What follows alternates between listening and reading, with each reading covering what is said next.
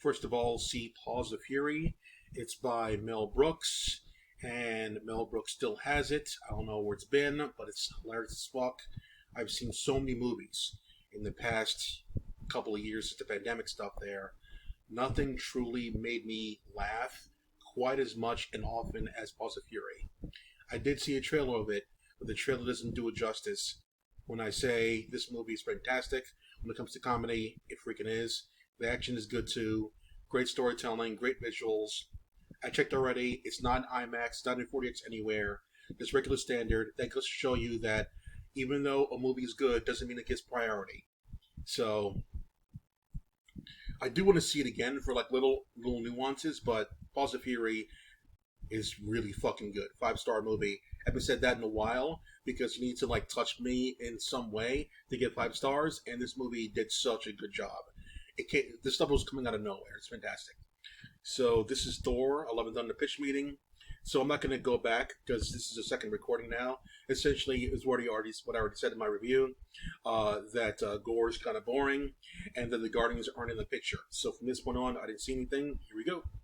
There shouldn't be in some parts. We're going to be cruising at a furious JPM. All right. You know those screaming goat videos from the internet from like 10 years ago? Yeah, we're bringing that in. A bunch of screaming goats the whole time. All right. I mean, that was really funny 10 years ago. I guess it might still be funny now. Well, I hope you do like it, sir, because if it doesn't land the first time, it's certainly not going to land the next 7. Wow. Well, gee. So anyway, Thor finds out. I bet they counted how many times it was. I think it got me around the 6th one. I'm like, fuck, that's funny, but I didn't want to laugh. From Sif that Gore is butchering all these gods in amazing ways that I'm never going to show you, and he's on his way to New Asgard next. Oh no. Yeah, New Asgard. Yeah, that was a thing that was talked about before, that Gore was killing a lot of gods, expensive ones in reality. Yeah, Marvel, Disney didn't want to show that for some reason. I guess because the play of the recap of Thor Ragnarok was more important to show than showing gods getting killed. So, good call.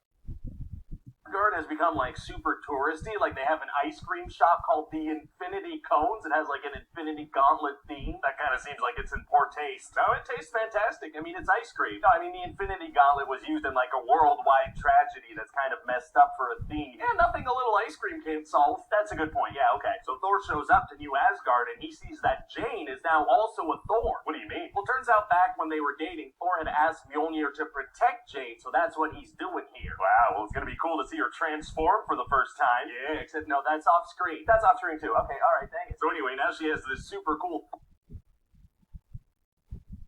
All that bullshit talking they were doing in the middle of the movie, they didn't have time for a quick transformation of somebody.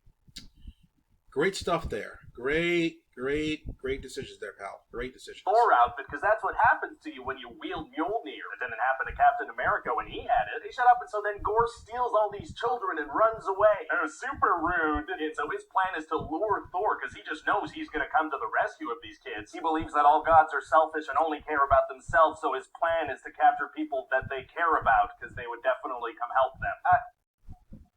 Yes. Well, okay then. So Thor goes to this city where a bunch of gods live, including Zeus, and he tries to get them to help, but they're all scared of Gore. Oh man, all these gods in one place? That's the perfect setup for a Gore the Butcher attack scene. Oh, you know it, sir.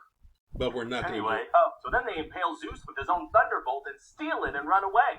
Impaling people and stealing their belongings is tight. Oh my god, that won't hold up in court, by the way. That wasn't an official admission of guilt or confession. Alright, so then they go fight Gore and he steals Stormbreaker. Why? Well, it turns out that Stormbreaker is the key to the realm of eternity, where eternity will grant one person one wish. Oh, what's up? It just seems like maybe it would have been easier for Thanos to just go there instead of trying to gather all the Infinity Stones. Yeah. Or for the Avengers to go there for that matter instead of inventing time travel. Yeah, well, see, the thing is, I'm gonna need you to get all the way off my back about previous Marvel movies. Okay, let me get off of that thing. Oh, thank you.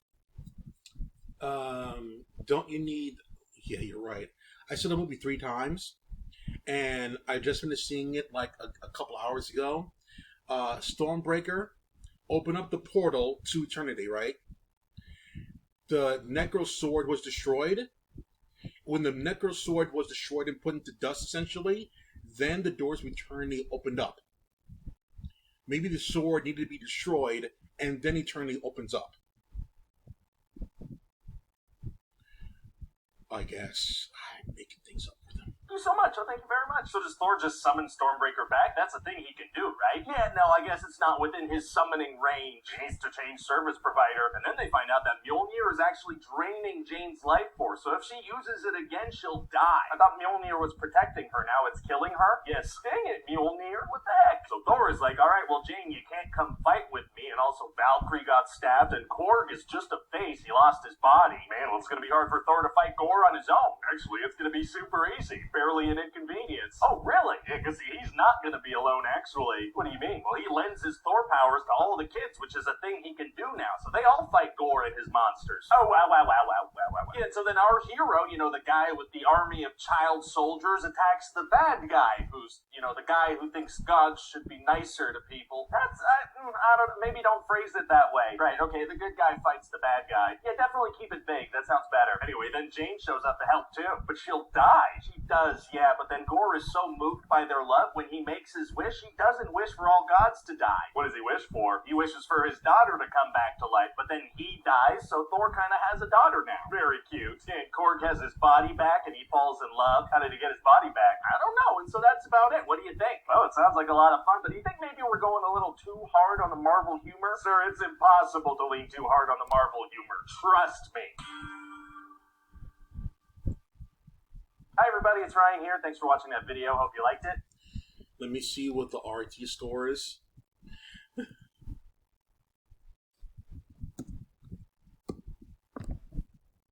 It's still 68%? Yikes.